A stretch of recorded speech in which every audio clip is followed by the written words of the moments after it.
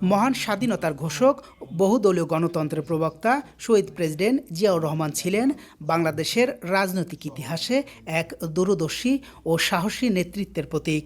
তার দেশপ্রেম, গণতন্ত্র প্রতিষ্ঠার অঙ্গীকার, উন্নয়ন দর্শন আজও জাতিকে অনুপ্রাণিত করে।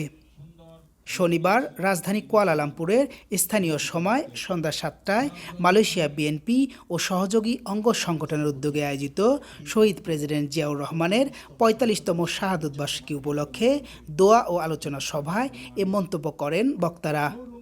এছাড়া প্রধান অতিথির বক্তব্যে ময়মনসিংহ ১০ আসনের সংসদ সদস্য আখতারুজ্জামান বাচ্চু বলেন, বিএনপি জিয়াউর রহমানের আদর্শ নিয়েই চলছে এবং তার আদর্শকে ধারণ করেই সামনের দিকে এগিয়ে নিয়ে যাচ্ছেন প্রধানমন্ত্রী Tarique Rahman.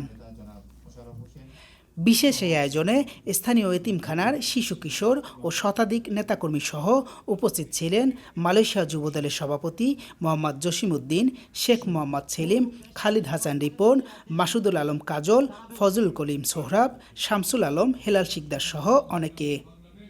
S A Sourav, RTV, Malaysia.